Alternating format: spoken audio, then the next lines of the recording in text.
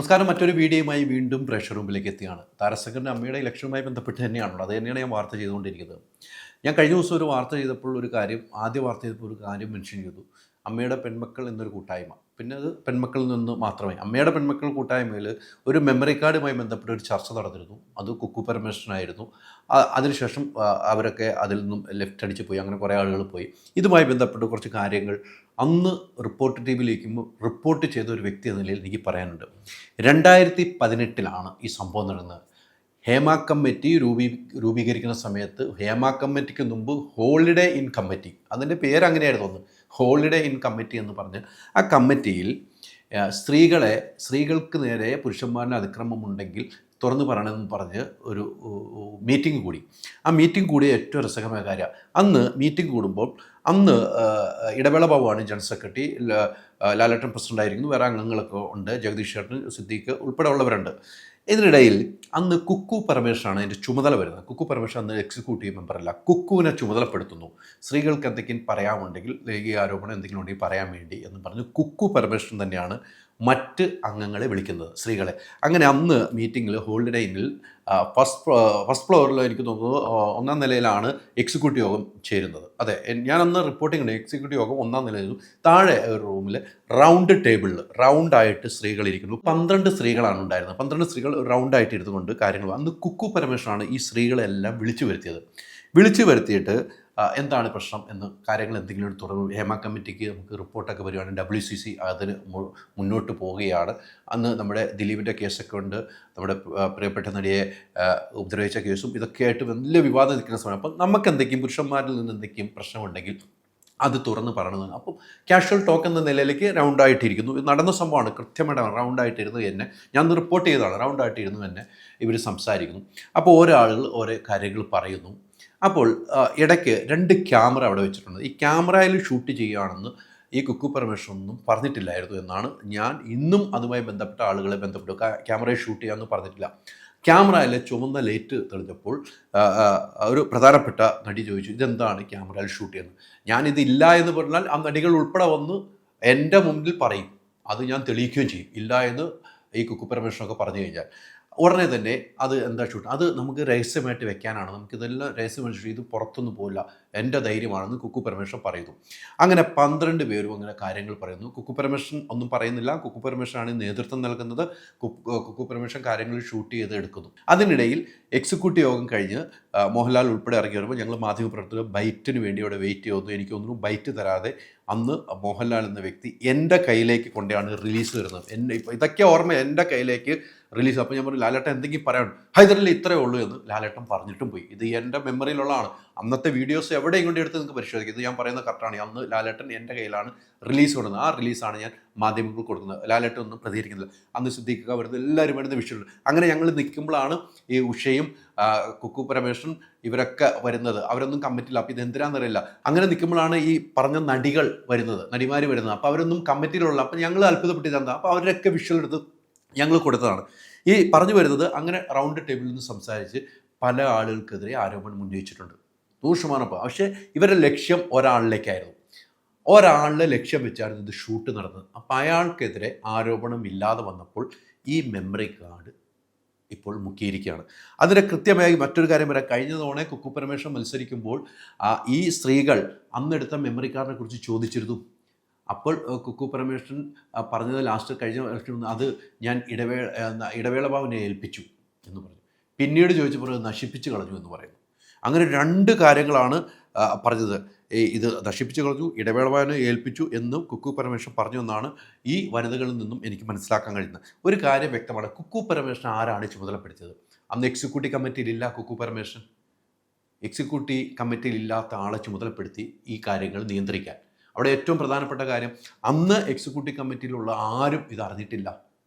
എന്നിട്ട് ഈ സ്ത്രീകൾ അതിനുശേഷം അതിലുണ്ടായിരുന്ന പ്രധാന സ്ഥാനം വഹിക്കുന്ന ഒരാളുടെ അടുത്ത് പോയി കംപ്ലയിൻറ്റ് പറയുന്നു. ആ കംപ്ലയിൻറ്റ് പറഞ്ഞപ്പോൾ അദ്ദേഹം പറഞ്ഞു, ഇത് ഞങ്ങളാരും അറിഞ്ഞിട്ടില്ല, മോഹൻലാൽ ഉൾപ്പെടെ ഉള്ളവർ അറിഞ്ഞിട്ടില്ല. അപ്പോൾ നിങ്ങൾ ഇത് ക്യാമറയുടെ മുമ്പിലേക്ക് പോകരുത്, ചാനലിന് മുമ്പിലേക്ക് പോകരുത്, ഞങ്ങളിത് സംസാരിക്കട്ടെ എന്ന് പറഞ്ഞിട്ട് പോയ സംഭവമാണ്. അപ്പോൾ ഈ മെമ്മറി കാർഡ് വെച്ച് ഈ മെമ്മറി കാർഡിൽ ഏതൊക്കെ താരങ്ങൾക്കെതിരെ പറഞ്ഞിട്ടുണ്ടോ, പിന്നീട് ഇത് വെച്ച് ഈ സ്ത്രീകളെ ഭീഷണിപ്പെടുത്തുന്ന നിലയിലേക്ക് എത്തിയിട്ടുണ്ടോ എന്ന് സംശയിക്കണം. അല്ലെങ്കിൽ പുരുഷന്മാരെ ഭീഷണിപ്പെടുത്തുന്ന നിലയിലേക്ക് എത്തിയിട്ടുണ്ടെന്ന് പറയണം. വലിയ ക്രിമിനൽ കുറ്റമാണിത്. അവരുടെ അനുവാദമില്ലാതെ അവരെ വിളിച്ചു വരുത്തിയിട്ട് കൂടെ ഇരുന്ന് എന്തെങ്കിലും ലൈംഗികാരോപണമുണ്ടോ, നിങ്ങൾക്ക് എന്തെങ്കിലും സെറ്റിൽ പ്രശ്നങ്ങൾ ഉണ്ടായിട്ടോ എന്ന് പറഞ്ഞുകൊണ്ടിരിക്കുമ്പോൾ അറിയാതെ ഷൂട്ട് ചെയ്ത് ആ കാർഡ് എവിടെ, ആ മെമ്മറി കാർഡ് എവിടെ എന്ന് ചോദിച്ചപ്പോഴാണ് പറഞ്ഞ് അത് നശിപ്പിച്ച് കളഞ്ഞു, അല്ലെങ്കിൽ ഞാൻ ഇടവേള ബാബുവിനെ ഏൽപ്പിച്ചു എന്ന് ഈ കുക്കു പരമേശ്വരൻ പറഞ്ഞു എന്നാണ് ഇപ്പോൾ പറയപ്പെടുന്നത്. പ്രധാനപ്പെട്ട കാര്യം തന്നെയാണ് ഇത്. ഇത്രയും പേരെടുത്ത് പറയാൻ എൻ്റെ അടുത്ത് പറഞ്ഞ ആളുകളുണ്ട്. ഇല്ല എന്ന് നിഷേധിച്ചു എന്നുള്ള പറഞ്ഞ ആളുകൾ രംഗത്ത് വരുമ്പോൾ ഇവരിപ്പോൾ നിഷേധിച്ചിട്ടുണ്ട്. ഇന്ന് ചില ചാനലിലൊക്കെ ഇങ്ങനെ ഒരു സംഭവം ഇല്ല എന്നൊക്കെ നിഷേധിച്ചിട്ടുണ്ട്. അത് അവർക്ക് പറ്റിയ അബദ്ധമാണ്. ഏതൊരു ഷോയുടെ ഇടയ്ക്കാണ് ഇങ്ങനെ ഞങ്ങൾ സംസാരിക്കും. ഷോയിലല്ല, ഇതിനു വേണ്ടി മാത്രം വിളിച്ച ഒരു കമ്മിറ്റിയാണ്. ഷോ നടക്കുമ്പോഴല്ല. അത് തെറ്റായ ധാരണയാണ്. അന്ന് റിപ്പോർട്ടിങ്ങിന് വന്ന ആരെങ്കിലും ഉണ്ടെങ്കിൽ അന്ന് റിപ്പോർട്ട് ചെയ്യാൻ വന്നവർക്ക് അത് മനസ്സിലാകും. അന്ന് വാർത്ത ചെയ്താണ്. അങ്ങനെ ഇത് കഴിയുമ്പോൾ ഈ സ്ത്രീകൾ പരാതിപ്പെട്ട് കഴിഞ്ഞപ്പോൾ ഉടനെ ബ്രേക്കിംഗ് വാർത്ത വരുന്നുണ്ട്. ഇന്റേണൽ കമ്മിറ്റി രൂപീകരിച്ചു. അതിൽ ഈ കുക്കു പരമേശ്വരനൊക്കെ പേര് എഴുതി വരുന്നു. അത് ഞാനും കൊടുത്ത ഇന്റേണൽ കമ്മിറ്റി രൂപീകരിച്ചു. അത് എനിക്ക് അവിടെ നിന്ന് കിട്ടുന്ന വാർത്തയാണ്. അപ്പോഴാണ് ഈ സ്ത്രീകൾ ഇങ്ങനെ ഒരു കമ്മിറ്റി രൂപീകരിച്ചു, ഇവർ അംഗീകരിക്കില്ല എന്ന് പറഞ്ഞു. ഇങ്ങനെ കമ്മിറ്റി രൂപീകരിക്കുന്ന ബാക്കിയുള്ളവരോട് പറയണമല്ലോ. അങ്ങനെ അംഗീകരിക്കില്ല എന്ന് പറഞ്ഞു. അങ്ങനെ വലിയ പ്രശ്നമുണ്ടായി. അന്ന് ഷൂട്ട് ചെയ്ത മെമ്മറി കാർഡ് ആരുടെ കസ്റ്റഡിയിലാണ്? അത് തെളിയിക്കപ്പെടണം. അത് പല ആളുകൾക്കും അറിയില്ല. ഇപ്പോഴുള്ള സംഘടനയുള്ള ആർക്കും അറിയില്ല ഇങ്ങനെ ഒരു സംഭവം ഉണ്ട്. ഇത് കഴിഞ്ഞ ദിവസം ഒരു വാർത്തകൾ ഇങ്ങനെ വന്നപ്പോൾ എല്ലാവരും അത്ഭുതപ്പെടുകയാണ്. അത് ഈ സ്ത്രീകൾക്കെതിരെ വലിയ ആരോപണം ഉന്നയിക്കുന്നവർ, അല്ലെങ്കിൽ പുരുഷന്മാർക്കെതിരെ വലിയ ആരോപണം ഉന്നയിക്കുന്നു ആലോചിക്കണം. ഇത്തരം ഒരു ഷൂട്ടിംഗ് പ്രക്രിയ അവിടെ നടന്നിരിക്കുന്നു. ഈ മെമ്മറി കാർഡ് എവിടെയാണെന്ന് കണ്ടെത്തേണ്ടതാണ്. അല്ലെങ്കിൽ ഭാവിയിൽ വലിയ പ്രശ്നങ്ങൾ ഈ അന്ന് മൊഴി നൽകിയ ഹെമ കമ്മിറ്റി റിപ്പോർട്ടിലൊക്കെ നടന്ന സംഭവം അറിയാമല്ലോ നമുക്ക്. ഹെമ കമ്മിറ്റിയിൽ എത്ര പേജുകളാണ് മാറ്റിക്കളഞ്ഞത് എന്ന് പറഞ്ഞാൽ ഈ മെമ്മറി കാർഡ് കണ്ടെത്തേണ്ട അത്യാവശ്യമാണ്. അല്ലെങ്കിൽ ഇതിൽ അന്ന് പരാതിപ്പെട്ട സ്ത്രീകൾക്ക് ജീവിതത്തിൽ വലിയ പ്രശ്നങ്ങളുണ്ടാകും. കാരണം ഇത് എവിടെയെന്ന് കണ്ടെത്തണം. അത് വലിയ ക്രിമിനൽ കുറ്റമാണ്. ഇവർ പോലും അറിയാതെ ക്യാമറ വെച്ച് ഷൂട്ട് കാണുന്നത്. ക്യാമറ കണ്ടപ്പോൾ ഇവർ ചോദിക്കുന്നു, അതൊരു കുഴപ്പമില്ല, നമ്മൾ ധൈര്യമായിട്ട് നമ്മുടെ കയ്യിൽ ധൈര്യത്തിന് വേണ്ട. പിന്നെ ഒരു കാര്യങ്ങൾ പറഞ്ഞു, ഇത് നമ്മുടെ എക്സിക്യൂട്ടീവ് അംഗങ്ങളെ എക്സിക്യൂട്ടീവ് അംഗങ്ങളോട് പറയാനും അധികാരികളുടെ അടുത്ത് എത്തിക്കാനും, അങ്ങനെ വാക്ക് പറഞ്ഞിട്ടുണ്ട്. അധികാരികളുടെ അടുത്ത് ഇത് എത്തിക്കും. ഹെമ കമ്മിറ്റിയുടെ ഇത് വരുവാണ്. WCC അതിനുള്ള തയ്യാറെടുപ്പ് നടത്തുമ്പം അതിന് ബദലായിട്ട് ഒരു സംഭവം നടത്തിയതാണ്. പക്ഷെ അത് ചീറ്റിപ്പോയി. ആ കാർഡുമായിട്ട് അവർ മുങ്ങി. ഞാൻ ആരെയും സപ്പോർട്ടില്ല. അങ്ങനെ സ്ത്രീകൾ വരുമ്പോൾ ആ സ്ത്രീകൾ കൃത്യമായിട്ട് അതിന് മറുപടി നൽകണം. ഈ മെമ്മറി കാർഡ് എന്ത് ചെയ്തു? ആര് പറഞ്ഞിട്ടാണ് ഇത് ഷൂട്ട് ചെയ്തത്? ആരൊക്കെയാണ് ഇത് നിലപാടെടുത്തത്? എത്ര പേരുണ്ടായിരുന്നു? ഞാൻ പറഞ്ഞു 12 അംഗങ്ങളെന്ന് ഞാൻ പറയുന്നു. അല്ല എങ്കിൽ തെളിയിക്കട്ടെ. ഞാൻ തെളിയിക്കാനാണ് പറയുന്നത്. 12 അംഗങ്ങളുണ്ട്. തെളിയിക്കേണ്ട കാര്യമാണ്. ഇത്ര നടപടി നടന്ന ഒരു പ്രസ്ഥാനത്തിലിരുന്നുകൊണ്ട് ആരും അറിയാതെ ഷൂട്ട് ചെയ്ത്, സ്ത്രീകൾ പറയുന്നത് ഷൂട്ട് ചെയ്ത്, അത് കഴിഞ്ഞ് ആ മെമ്മറി കാർഡ് ക്യാമറയിൽ നൂരിയെടുത്ത് പോയി. പിന്നീട് നാളുകൾ കഴിഞ്ഞിട്ടും മെമ്മറി കാർഡ് എവിടെയാണെന്നറിയില്ല. അത് മറ്റാളെടുത്ത് കൊടുത്തു, നശിപ്പിച്ച് കളഞ്ഞു എന്ന് പറയുന്നതിൽ ഒരു വാസ്തവമില്ല. ഈ സ്ത്രീകൾ ഇപ്പോൾ അന്ന് പരാതിപ്പെട്ട സ്ത്രീകൾ ഭയപ്പാടിലാണ്. കാരണം ഇപ്പോൾ എല്ലാവരും അന്ന് കൂട്ടായതവർ വേർതിരിഞ്ഞു. അവർ അന്ന് കൂട്ടായിരുന്നു, ഇപ്പോൾ അവർ കൂട്ടല്ലാതെയാകുന്നു. അങ്ങനെ വരുമ്പോൾ ആ സ്ത്രീകൾക്ക് ഭയമാണ്. ഞാൻ പറഞ്ഞത് ഇന്നയാളെക്കുറിച്ചാണല്ലോ, അത് കേട്ടിരുന്നവരാണല്ലോ, അതിൻ്റെ ഉള്ളിലിരുന്നവരെല്ലാം എല്ലാവരും കിട്ടുക. നമ്മൾ ഓർത്തിന് ഒറ്റയ്ക്കായിരുന്നു, അല്ല കൂട്ടമായിട്ട് റൗണ്ടായിട്ട് ഇരുന്നു കൊണ്ടാണ് പറഞ്ഞത്. അതുകൊണ്ടാണ് 2 ക്യാമറ വെച്ചിരുന്നത്. ഇതാണ് സത്യം. ഇത് അന്വേഷിക്കേണ്ടതാണ്. ഇത് ഇപ്പോൾ വരുന്ന കമ്മിറ്റിക്കാർ അന്വേഷിക്കണം. ഇനി വരുന്ന കമ്മിറ്റിക്കാർ അന്വേഷിക്കേണ്ടതാണ്.